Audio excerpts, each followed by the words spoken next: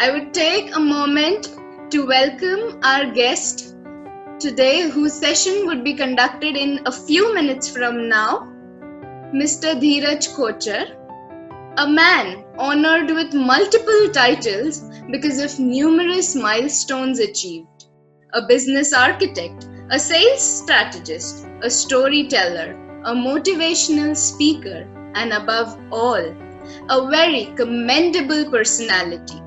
He is extremely passionate about what he does, setting an example for many people, providing a great deal of knowledge and wisdom using the classic opener, "Once upon a time." You have set a benchmark for success, and we feel proud to have you among us, sir. So without any further delay, I would like to request you to take over the session from here, sir. Please introduce yourself to the guests and let us continue this amazing session.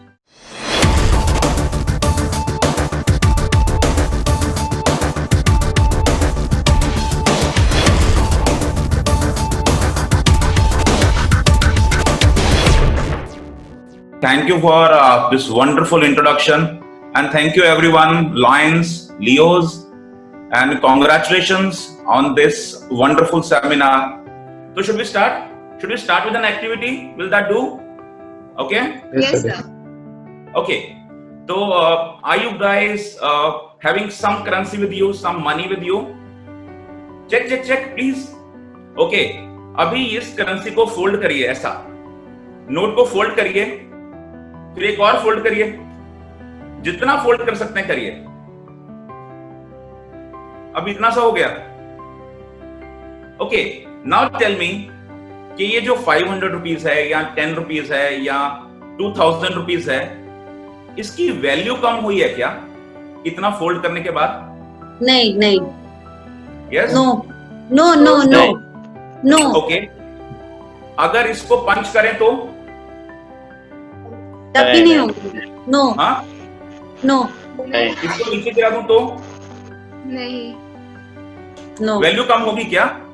नहीं, value कम नहीं होगी। पक्का? Yes, उतने में चलेगा ये? हाँ। अभी अगर इसको खोल दें तो ये बराबर चलेगा ना? चलेगा।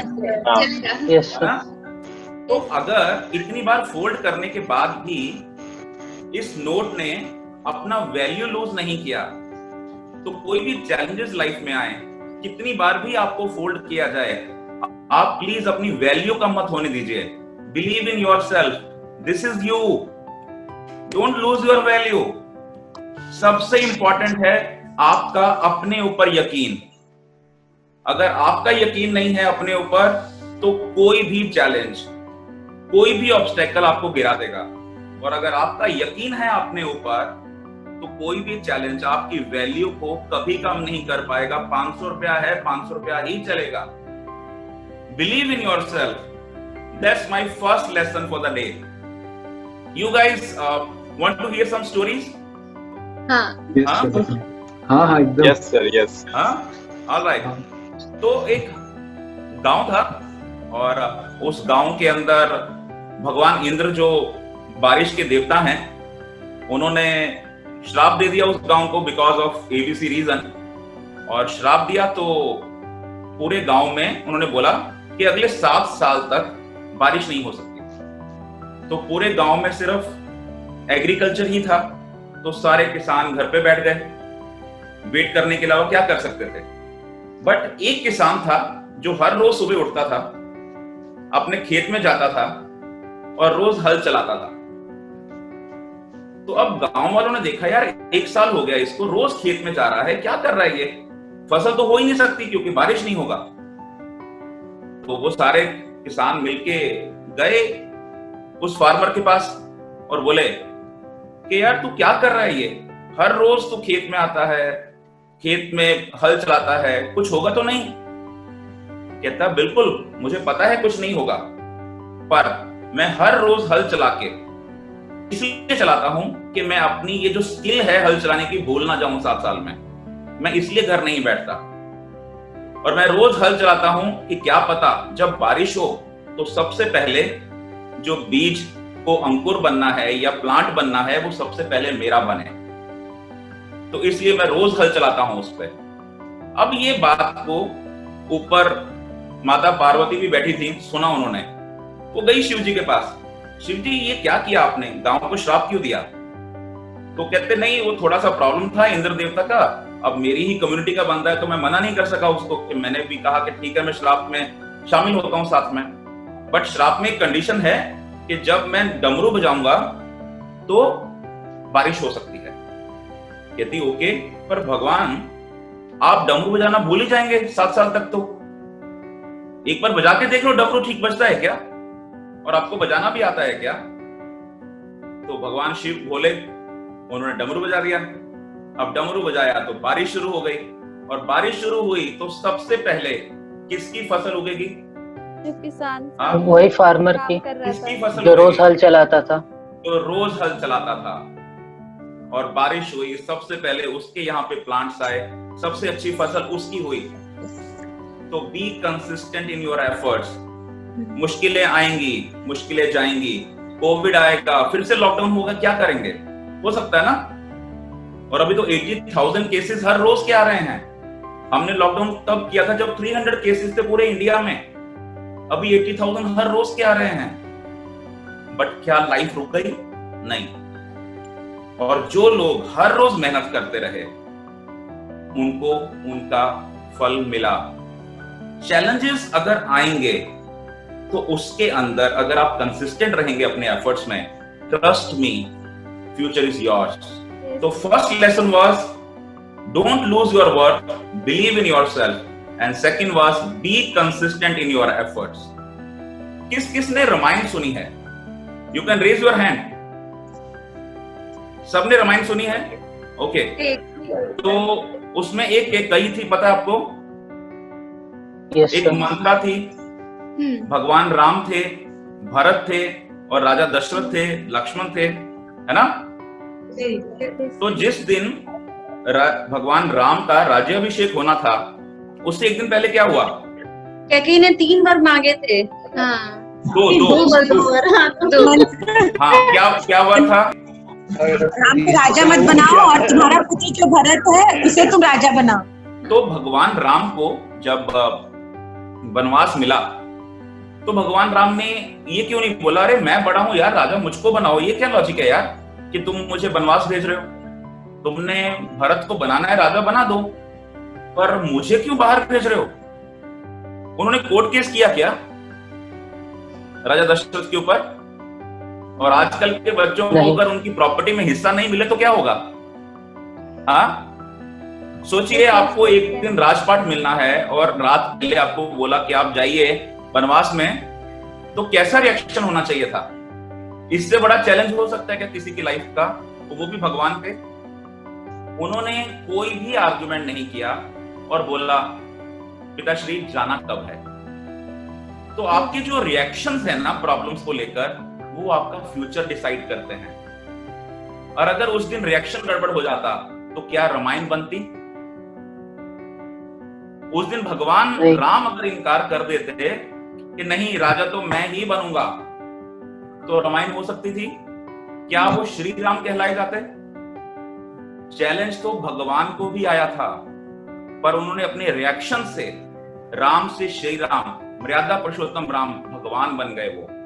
तो थर्ड मेरा जो आपको लेसन है, your reaction will decide your future. आज जो भी सिचुएशन चल रहा है, वो कोविड कह लो या चैलेंज कह लो या ऑब्स्टेकल कह लो इन योर जर्नी, इसके प्रति आपका रिएक्शन क्या है वो डिसाइड करेगा कि आप सब बच्चों का फ्यूचर क्या होगा। First lesson, believe in yourself. Second, B consistent in your efforts, and third, your reaction will decide your future. अभी अगर मैं आपको बोलूं कि आपको दुनिया चलाने का मौका मिल सकता है, तो आपको कैसा लगेगा? आपको भगवान बनने का मौका मिले तो? ऐसे ही ना, एक फार्मर मर गया और वो गया भगवान के पास, बोलता है कि भगवान आपको दुनिया चलाना ही नहीं आता है।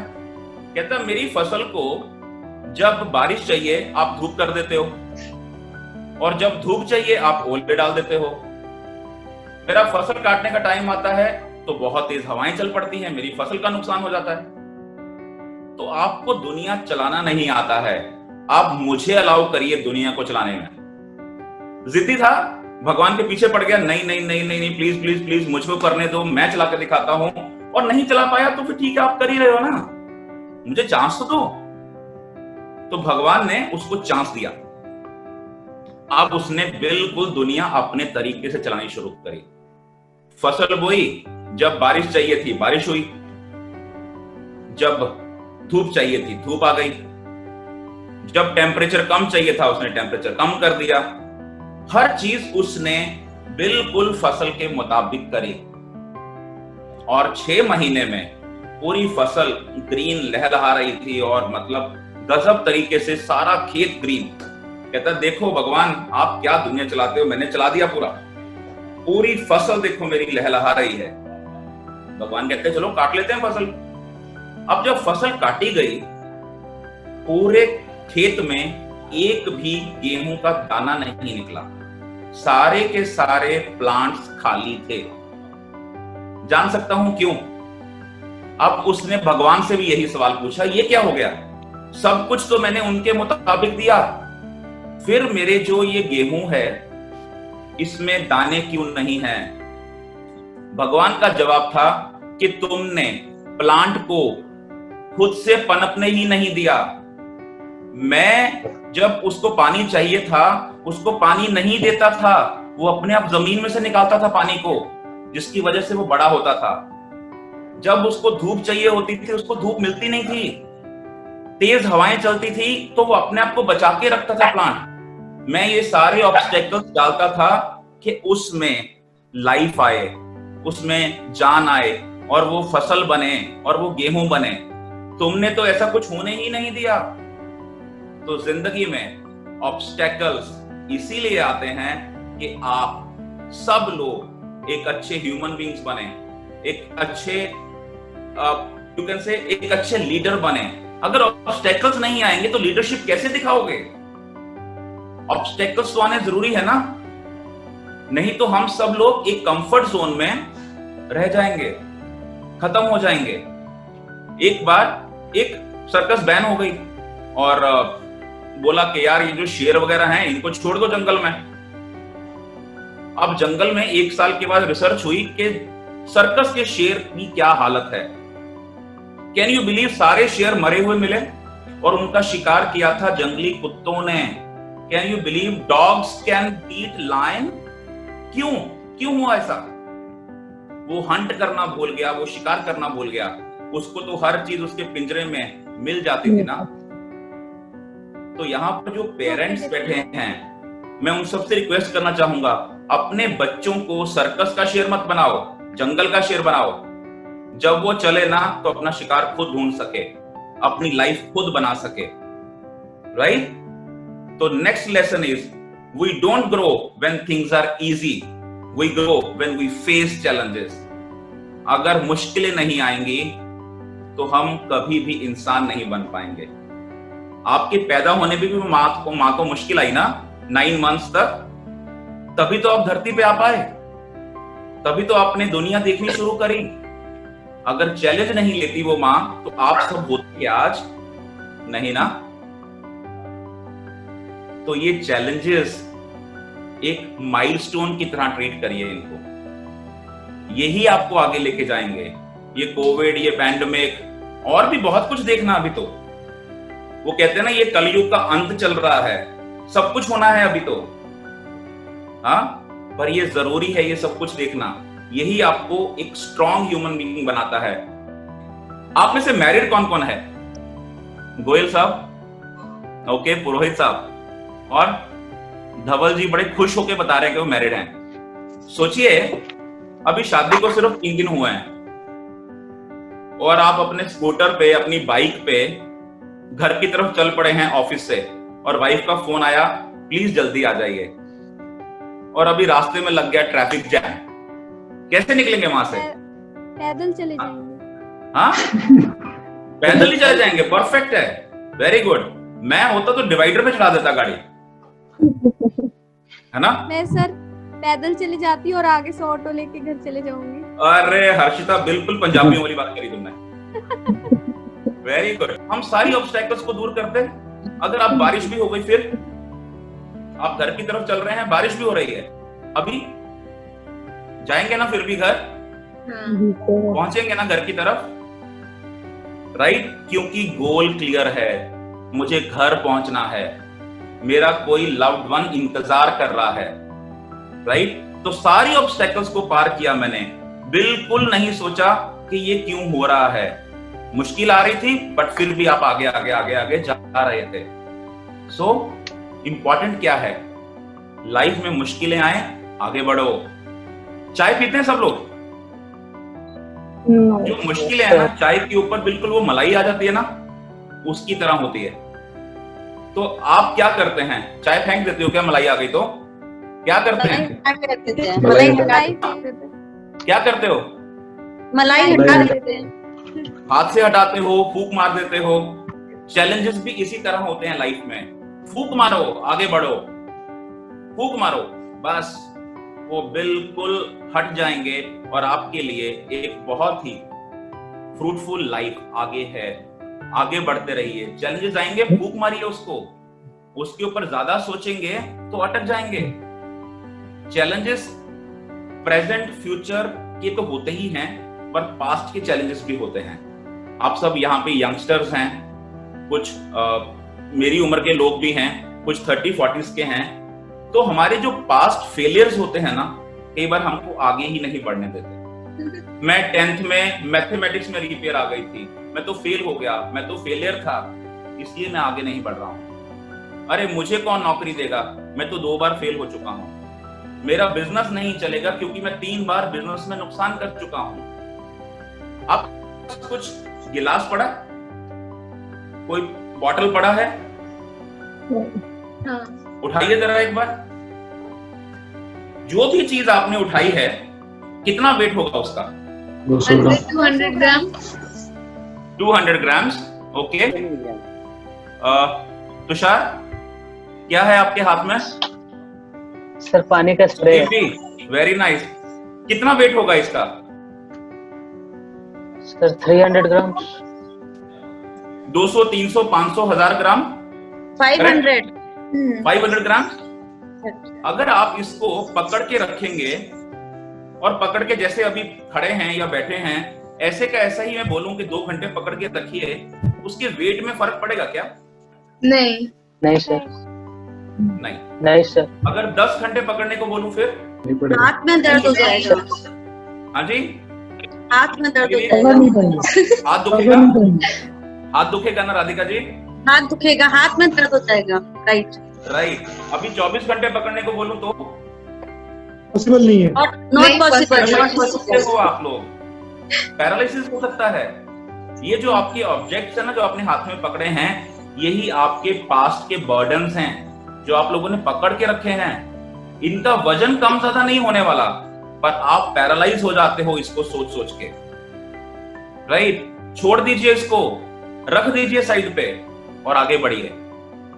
इसी तरह से आपकी पास्ट के चैलेंजेस, पास्ट की प्रॉब्लम्स को जितना फ्यूचर में ऐड करोगे ना, वो नुकसान देगा आपको। लीव द पास्ट, आगे बढ़िए, focus on the future. Otherwise ये पास्ट आपको कहीं नहीं पहुंचने देगा। Now coming to the last part, important क्या है, सबसे जरूरी चीज क्या है आपको आगे बढ़ने के लिए? आपको क्या लगता है? आप में से कितने लोगों का गोल रेडी है? अगर गोल नहीं होगा तो चैलेंजेस परेशान करेंगे ही करेंगे।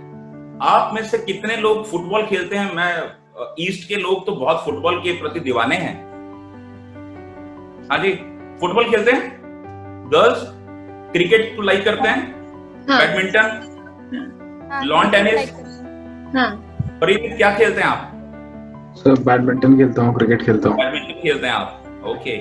आप सबने फुटबॉल के मैच देखे होंगे, बैडमिंटन के मैच देखे होंगे, क्रिकेट के मैच देखे होंगे। इमेजिन करिए अगर फुटबॉल के मैच में गोल पोस्ट ही ना हो तो कैसा होगा वो मैच? बेसलेस। मजा आएगा क्या मैच में बारबी? नहीं It won't be competition. और बहुत मजा आएगा ना यार। वो बोलेगा बॉल दे दे, वो कहेगा ले ले, तू भी क्या कर लेगा? यस, और सब लोग भाग रहे होंगे, 11 लोग इधर 11 लोग इधर, और आपको एज अ ऑडियंस उस मैच को देखने का मौका मिले, फिर क्या करेंगे आप? मजा आएगा उस मैच में? बिल्कुल भी नहीं। नहीं सर। बिल्कुल भी नहीं।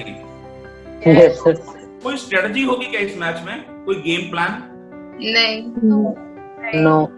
मेसी भी खेल रहा हुआ ना, रोनाल्डो भी खेल रहा हुआ, वो कुछ कर सकते हैं? नहीं। नहीं। कितने नहीं। मिनट का मैच होता है फुटबॉल का? 90 मिनट्स। 90 मिनट्स। 90 मिनट्स। 70 मिनट्स। वो शाहरुख खान का डायलॉग था ना, 70 मिनट है तुम्हारे पास। हाँ, याद है? Yes yes yes. क्या ये मैच पॉसिबल है जो 70 मिनट का है, 90 मिनट का है, 50 ओवर का है? मैच पॉसिबल है क्या? अगर गोल पोस्ट नहीं है, विकेट नहीं है तो, बैडमिंटन में बीच में नेट ही नहीं है तो पॉसिबल है क्या मैच? नहीं। तो अगर एक छोटा सा मैच 90 मिनट का, 70 मिनट का पॉसिबल नहीं है, तो आपकी 70 साल की जिंदगी, 90 साल की जिंदगी बिना गोल के कैसे पॉसिबल है? कोई स्ट्रेटजी होगी क्या उसमें?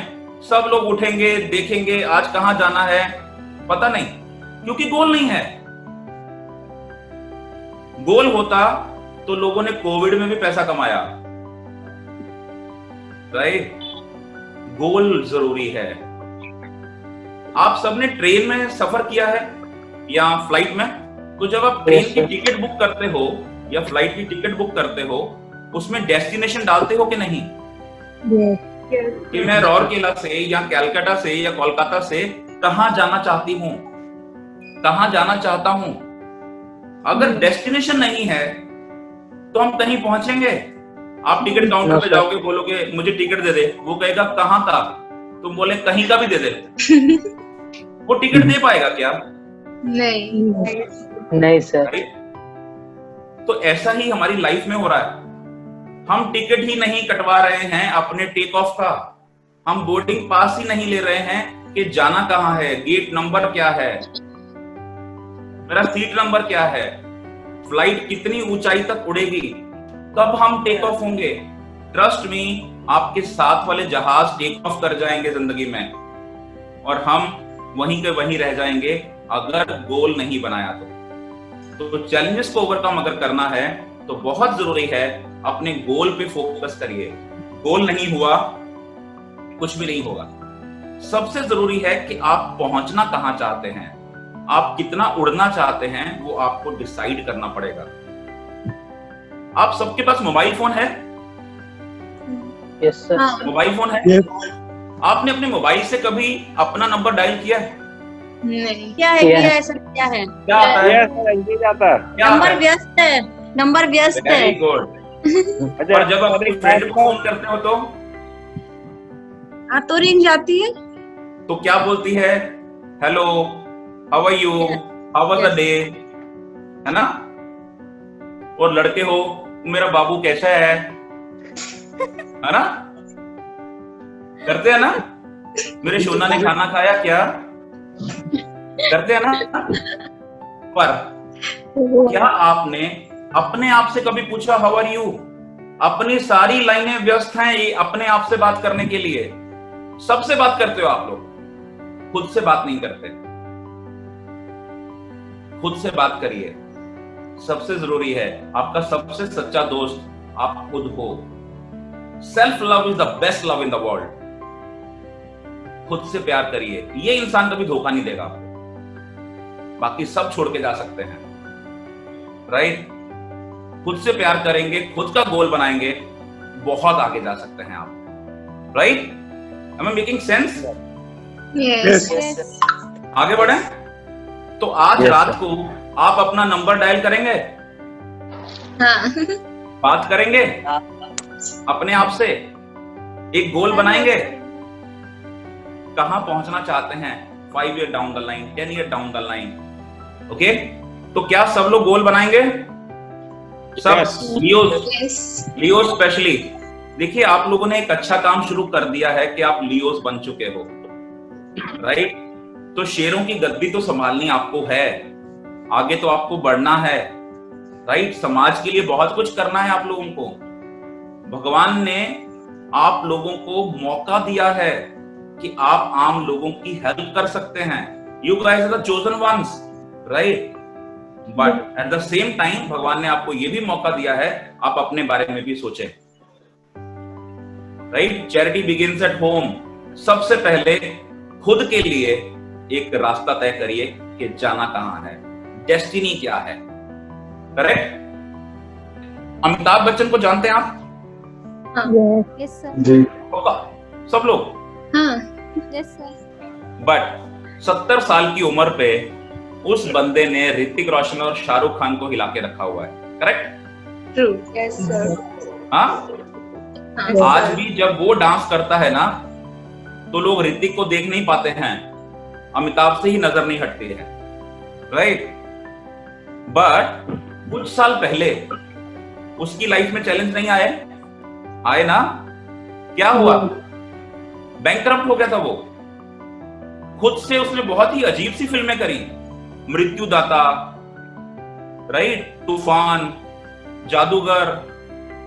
वो फिल्में अमिताभ के लेवल की थी ही नहीं, वो तो सिर्फ अपना घर चलाने के लिए कर रहा था। तो जया जी ने एक दिन उनको लगा कि यार मेरा पति तो इतना ब्रेव है बट फिर भी उसकी ये हालत है, तो मैं क्या करूं उसके लिए। तो आपको पता होगा अमिताभ जी के फादर साहब एक पोइट थे, हरिवंश राय बच्चन जी। हाँ। तो वो उनकी लाइब्रेरी में गई और उन्होंने एक वहां पर कुछ पढ़ा और उन्होंने उसको लिखा पेपर पे और उन्होंने अमिताभ बच्चन के पिलो के नीचे रख दिया। जब सुबह अमिताभ जी उठे तो उनके नीचे एक लेटर लिखा हुआ था और लेटर पे लिखा था डियर अमित, और नीचे एक पोइम थी। और उसके बाद जो हुआ वो इतिहास है। कौन बनेगा करोड़पति, अक्स जैसी मूवीज, रोल ऐसे ऐसे लिखने लगे लोग अमिताभ को माइंड में रखते हुए। आज हर बड़ी से बड़ी एक्ट्रेस एक बार अमिताभ की हीरोइन जरूर बनना चाहती है। सही है कि गलत है? Yes sir. अभी उसको कोविड हुआ ना, तो इतना तो कोविड के लिए लोग परेशान नहीं हुए जितना अमिताभ के लिए हो गए थे। वो सबसे बड़ी न्यूज बन चुका था अक्रॉस द ग्लोब। बीबीसी ने न्यूज टेलीकास्ट किया था। तो अब वो पोइम में लिखा क्या था, सुनना चाहेंगे? हाँ। यस। ओके, तो मैं बोलूंगा और आप पीछे पीछे दोहराइएगा, ठीक है? लहरों से डरकर नौका पार नहीं होती, कोशिश करने वालों की कभी हार नहीं होती, राइट? नन्ही चींटी, आप कभी चींटी के साथ खेले हैं बचपन में? Yes sir. ना, एंट के साथ कभी रोका होगा उसको, अपने हाथ पे चलाया होगा उसको, छिटक दिया होगा उसको, हाँ सर। है ना? पर क्या अपना रास्ता छोड़ा उसने? नहीं। वो वहीं सीधा सीधा चलती रही।